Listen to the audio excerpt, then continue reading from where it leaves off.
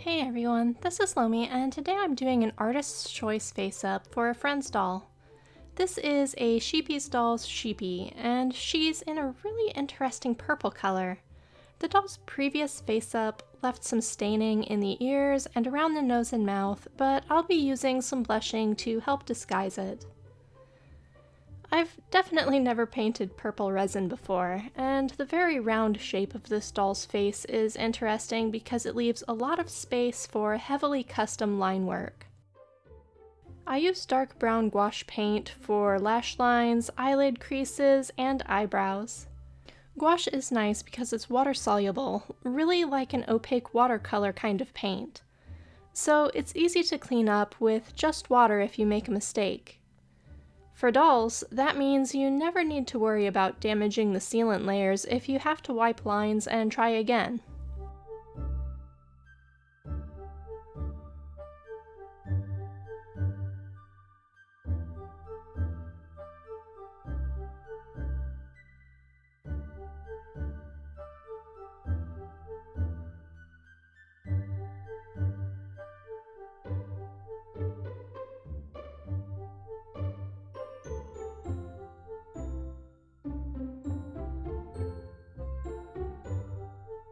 Even though the sculpt's name is Sheepy, something about it strikes me as very deer-like, so that's the direction I think I'll be going with this face-up. Something mildly woodland animal inspired with a heavy dose of fantasy. I stick to really muted earthy colors because of that, using brown to line the eyes. The shape of these eyes is difficult for my shaky hands, so I use a brown watercolor pencil to finish the liner.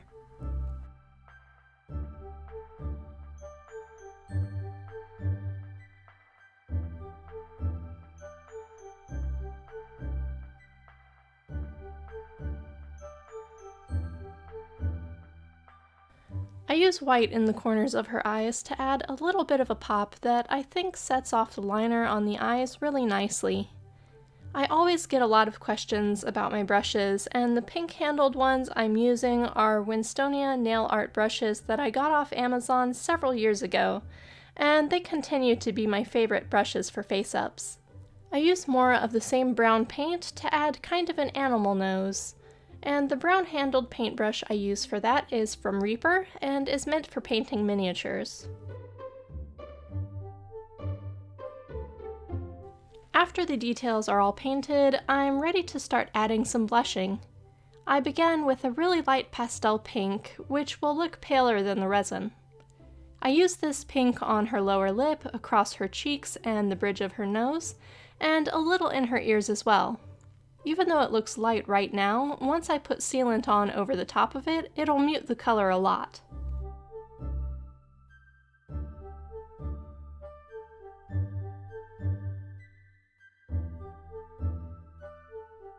Around the eyes, I use a warm peachy tan, which looks a little more like a pale cream against her resin.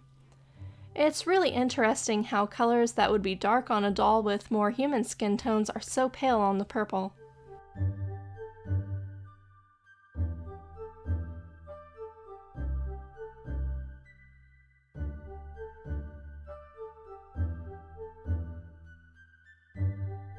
Her eyebrows get blushed with a very dark brown, and then I layer some more of that peachy color around her eyes.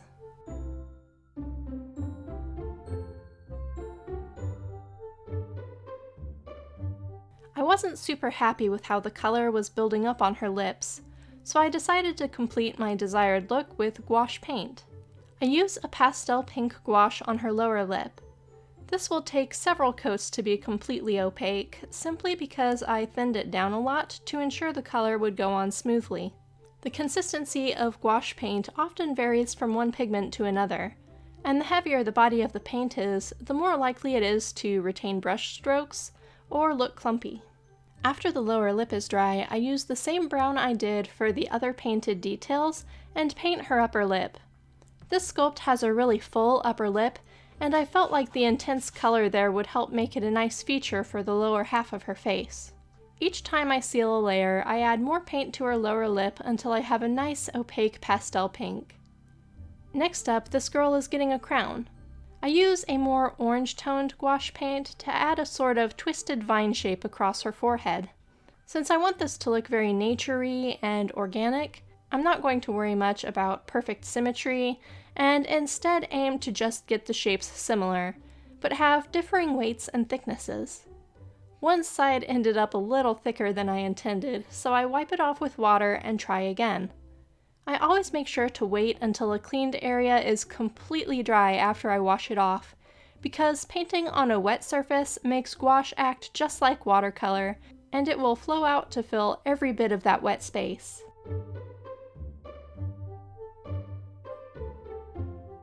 After the brown gouache is dry, I use a rich green and start adding leaves and a jewel shape to her crown. Like with the vines, I won't worry about making these symmetrical, and instead I focus on whatever feels right and natural as I'm painting. By using a slightly thicker gouache that wasn't thinned down as much as the brown, I can paint right over the top of the brown on the same layer without reactivating that paint, but it also allows the green to cover the brown completely. Gouache paint is magical like that, and I'm still so happy I added it to my toolbox.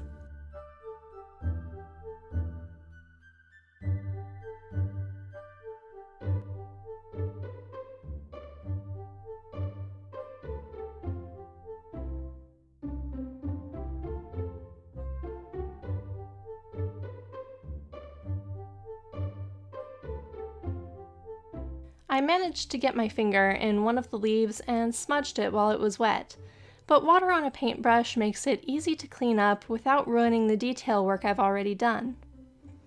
I actually really enjoyed painting all these little leaves. It was fun, and they made me really happy.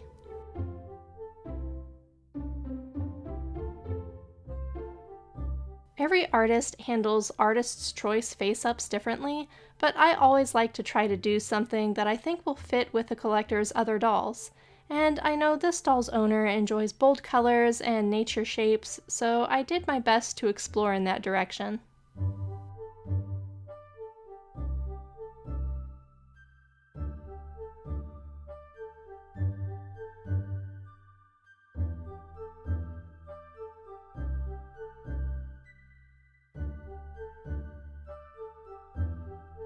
The last thing I add to her face-up is a few dots of white gouache around her eyes, a couple on the leaves, and just a bit on the green teardrop in her crown so it looks more like a jewel.